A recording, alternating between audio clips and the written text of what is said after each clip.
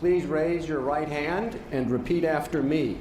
I, Joseph Robinette Biden, Jr., do solemnly swear. I, Joseph Robinette Biden, Jr., do solemnly swear. That I will faithfully execute. That I will faithfully execute. The office of President of the United States. Office of President of the United States. And will, to the best of my ability. Will, to the best of my ability. Preserve, protect, and defend. Preserve, protect, and defend. The Constitution of the United States. The Constitution of the United States. So help you God. So help me God. Congratulations, Mr. President.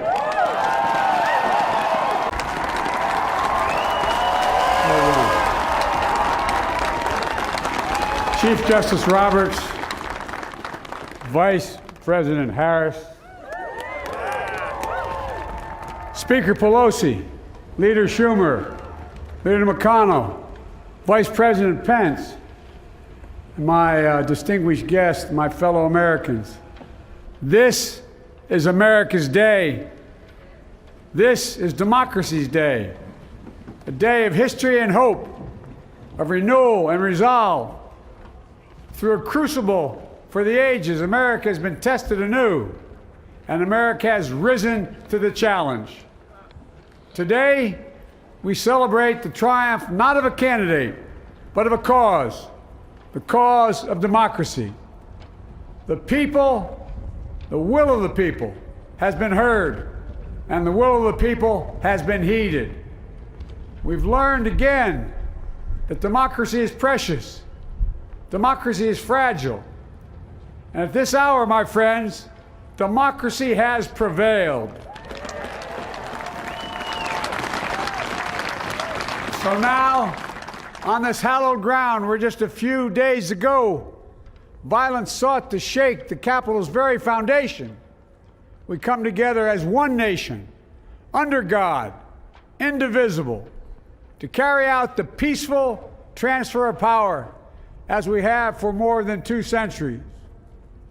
As we look ahead in our uniquely American way, restless, bold, optimistic, and set our sights on the nation we know we can be and we must be. I thank my predecessors of both parties for their presence here today. I thank them from the bottom of my heart. And I know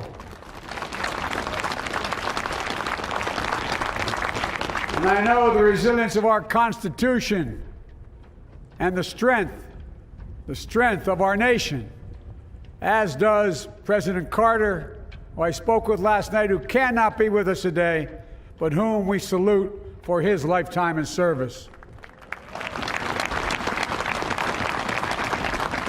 I've just taken the sacred oath each of those patriots have taken, the oath first sworn by George Washington. But the American story depends not on any one of us, not on some of us, but on all of us, on we, the people, who seek a more perfect union. This is a great nation. We are good people. And over the centuries, through storm and strife, in peace and in war, we've come so far, but we still have far to go. We'll press forward with speed and urgency, for we have much to do in this winter of peril and significant possibilities. Much to repair, much to restore, much to heal, much to build, and much to gain. Few people in our nation's history have been more challenged or found a time more challenging or difficult than the time we're in now. Once-in-a-century virus that silently stalks the country has taken as many lives in 1 year as America lost in all of World War II. Millions of jobs have been lost. Hundreds of thousands of businesses closed. A cry for racial justice, some 400 years in the making, moves us. The dream of justice for all will be deferred no longer.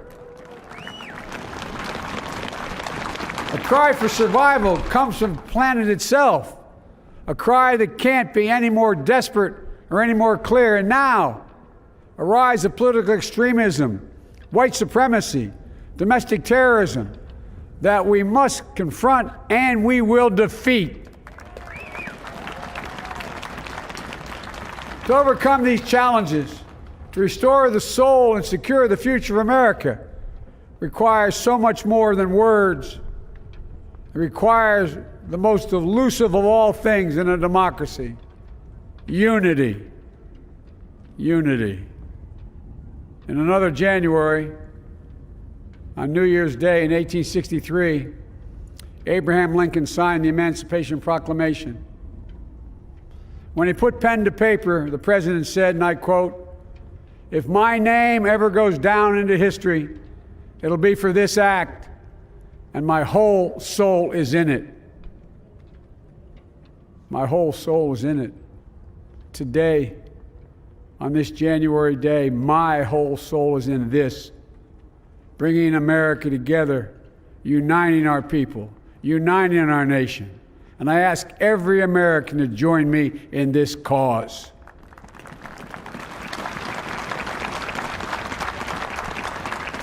Uniting to fight the foes we face: anger, resentment and hatred, extremism, lawlessness, violence, disease, joblessness, and hopelessness. With unity, we can do great things, important things. We can right wrongs. We can put people to work in good jobs. We can teach our children in safe schools. We can overcome the deadly virus. We can reward work and rebuild the middle class and make health care secure for all. We can deliver racial justice, and we can make America once again the leading force for good in the world. I know speaking of unity can sound to some like a foolish fantasy these days.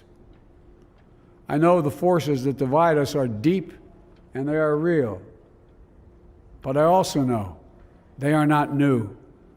Our history has been a constant struggle between the American ideal that we're all are created equal and the harsh, ugly reality that racism, nativism, fear, demonization have long torn us apart.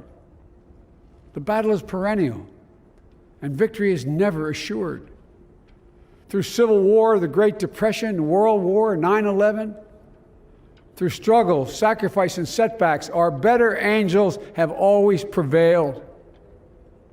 In each of these moments, enough of us have come together to carry all of us forward. And we can do that now. History, faith, and reason show the way of unity. We can see each other not as adversaries, but as neighbors. We can treat each other with dignity and respect. We can join forces, stop the shouting, and lower the temperature. For without unity, there is no peace, only bitterness and fury. No progress, only exhausting outrage. No nation, only a state of chaos. This is our historic moment of crisis and challenge, and unity is the path forward. And we must meet this moment as the United States of America. If we do that, I guarantee you we will not fail. We have never, ever failed in America when we've acted together. And so today, at this time, in this place, let's start afresh, all of us.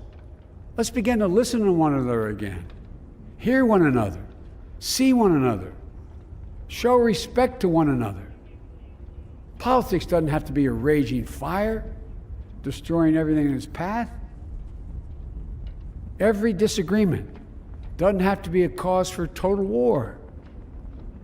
And we must reject the culture in which facts themselves are manipulated and even manufactured.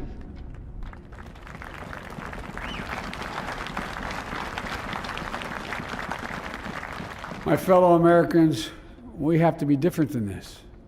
America has to be better than this. And I believe America is so much better than this. Just look around. Here we stand in the shadow of the Capitol Dome, as was mentioned earlier, completed amid the Civil War, when the Union itself was literally hanging in the balance. Yet we endured.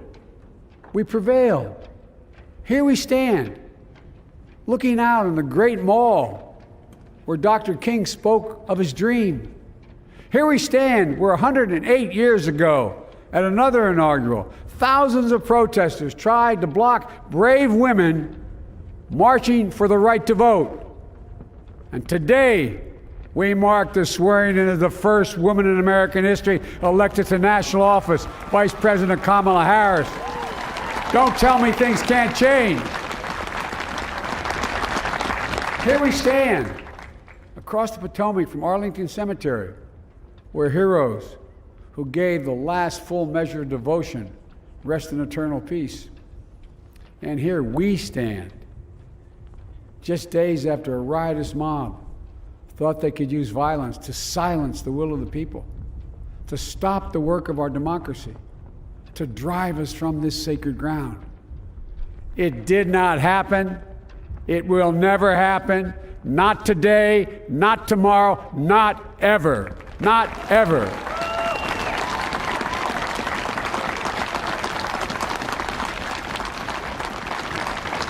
To all those who supported our campaign, I'm humbled by the faith you've placed in us. To all those who did not support us, let me say this. Hear me out as we move forward. Take a measure of me and my heart. And if you still disagree, so be it. That's democracy. That's America. The right to dissent peaceably within the guardrails of our republic is perhaps this nation's greatest strength. Yet hear me clearly. Disagreement must not lead to disunion. And I pledge this to you. I will be a president for all Americans. All Americans. And I promise you, I will fight as hard for those who did not support me as for those who did.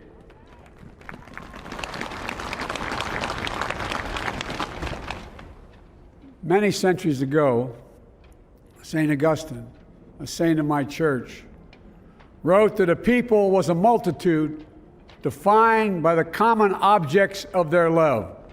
Defined by the common objects of their love. What are the common objects we as Americans love that define us as Americans? I think we know. Opportunity, security, liberty, dignity, respect, honor, and yes, the truth. Recent weeks and months have taught us a painful lesson. There is truth and there are lies. Lies told for power and for profit. And each of us has a duty and a responsibility as citizens, as Americans, and especially as leaders. Leaders who have pledged to honor our Constitution and protect our nation, to defend the truth and defeat the lies. Look, I understand that many of my fellow Americans view the future with fear and trepidation. I understand they worry about their jobs. I understand, like my dad, they lay at bed at night, staring at the ceiling, wondering, can I keep my health care? Can I pay my mortgage? Thinking about their families, about what comes next. I promise you, I get it. But the answer is not to turn inward, to retreat into competing factions, distrusting those who don't look like you, or worship the way you do, or don't get their news from the same sources you do. We must end this uncivil war that pits red against blue, rural versus urban, conservative versus liberal.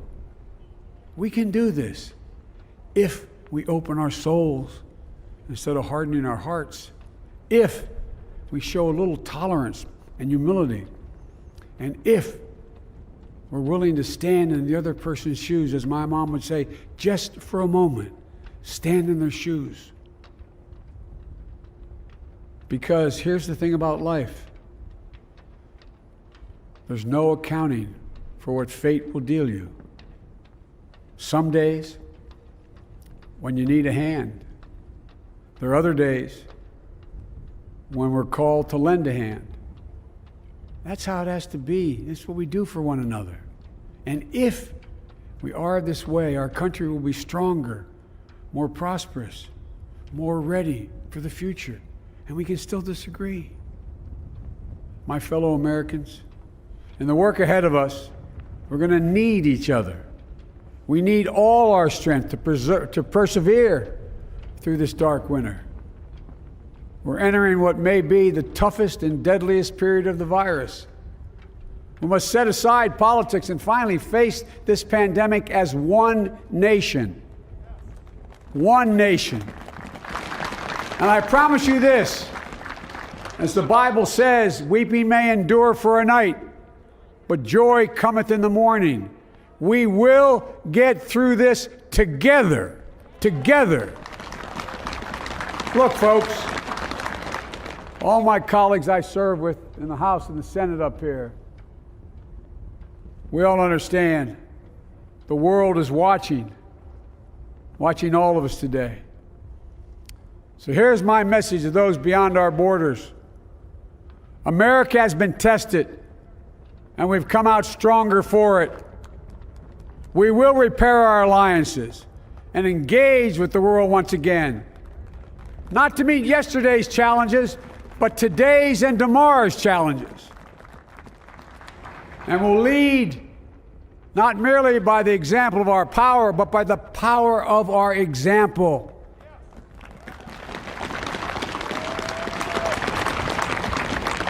We'll be a strong and trusted partner for peace, progress, and security. Look, you all know we've been through so much in this nation. And my first act as president, I'd like to ask you to join me in a moment of silent prayer. Remember all of those who we lost in this past year to the pandemic. Those 400,000 fellow Americans, moms, dads, husbands, wives, sons, daughters, friends, neighbors, and co-workers. We'll honor them by becoming the people and the nation we know we can and should be. So I ask you, let's say a silent prayer for those who've lost their lives and those left behind, and for our country.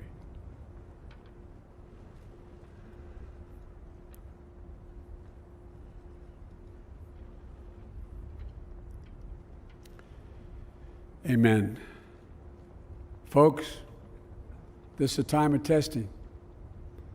We face an attack on our democracy and on truth, a raging virus, growing inequity, the sting of systemic racism, a climate in crisis, America's role in the world. Any one of these would be enough to challenge us in profound ways. But the fact is, we face them all at once, presenting this nation with one of the gravest responsibilities we've had. Now we're going to be tested. Are we going to step up, all of us? It's time for boldness, for there's so much to do. And this is certain. I promise you, we will be judged, you and I, by how we resolve these cascading crises of our era. We will rise to the occasion is the question. Will we master this rare and difficult hour? Will we meet our obligations and pass along a new and better world to our children? I believe we must. I'm sure you do as well. I believe we will. And when we do, we'll write the next great chapter in the history of the United States of America, the American story. A story that might sound something like a song that means a lot to me. It's called American Anthem. There's one verse that stands out, at least for me, and it goes like this. The work and prayers of century have brought us to this day. What shall be our legacy?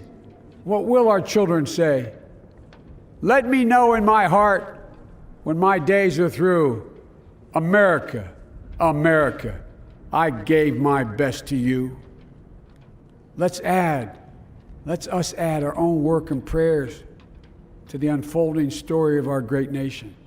If we do this, then when our days are through, our children and our children's children will say of us, they gave their best, they did their duty, they healed a broken land. My fellow Americans, I close the day where I began, with the sacred oath. Before God and all of you, I give you my word. I will always level with you.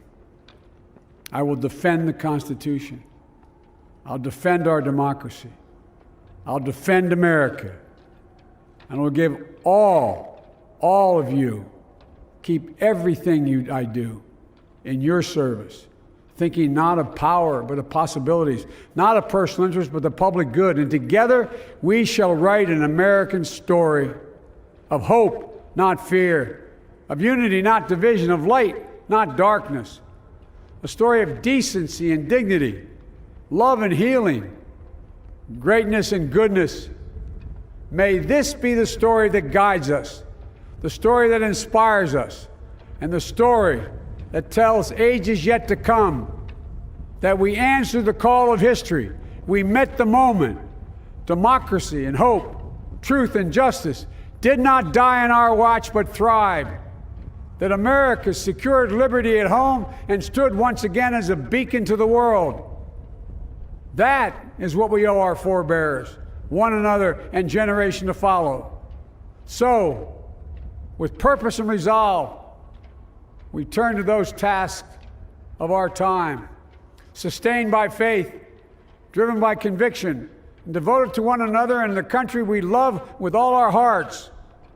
May God bless America, and may God protect our troops. Thank you, America.